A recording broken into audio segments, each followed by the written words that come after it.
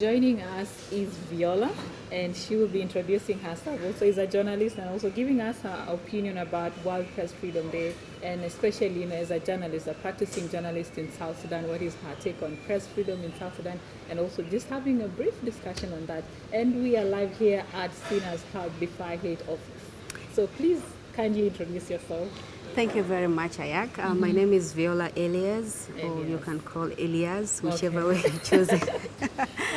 I'm so pleased to be with you today. It is a topic that is so close to our hearts, close to our hearts, yes, as journalists in South Sudan. Press Freedom Day is really very important for us as journalists in South Sudan because media generally is considered as one of the fourth arm of the government. Right. And without media, I don't think the world would view South Sudan in the way that we want them to. We are the watchdog of the exactly, society. we are the watchdog of the society. So information is very important. And according to the theme of this year, information is public good. Right. That means information is power. And without information, the society will not make a sent decision, a good decision for their people or for the people generally. So I can say media has played or has been playing a very vital role, especially during this pandemic, especially in disseminating information, telling people what to do, especially about the virus, how the virus is being transmitted, what are the causes, how are you supposed to wear a face mask. A lot of things media has been doing for public during this pandemic time. Exactly. And you just mentioned actually what I was going to ask you, like how vital or how effective was information effectively distributed during the pandemic time in South Sudan?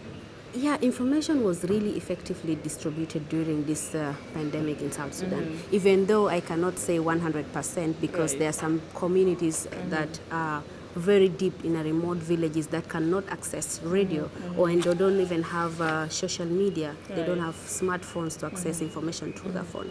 But the question here is, what kind of information are they accessing? Right. Is it accurate information? Is it fact-checked information? Is it a correct information? Right. Information need to be correct, need to be the channel of dissemination of the information, so need to be right.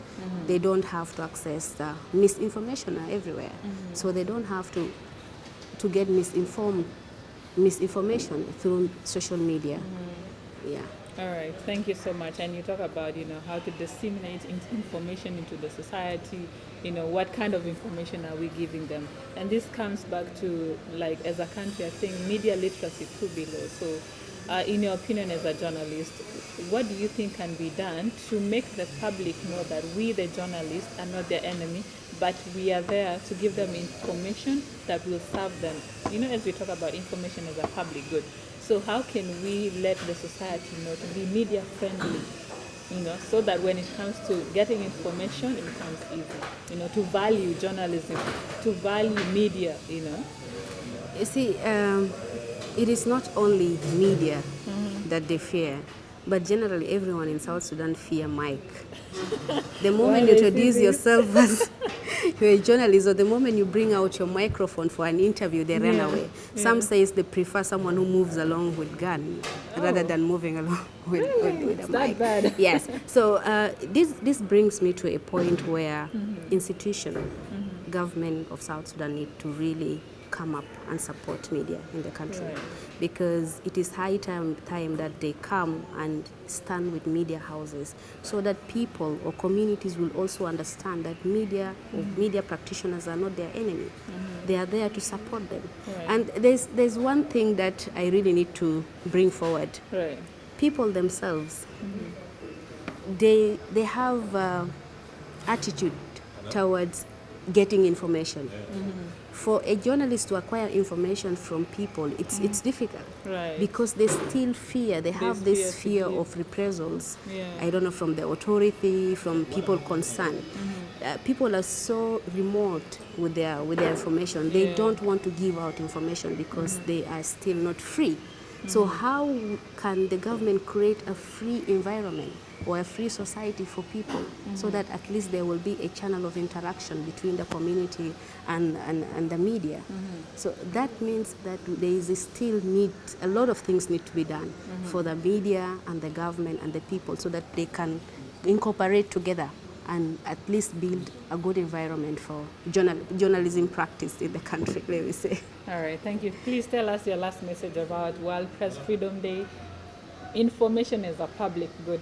Journalists from a different perspective. They should take journalists as their friends, because we are the watchdog of the society. We are the voice of the voiceless. So if we are not there, no one will hear their voices. No one will know what happens to them. So let them respect us and give us the information.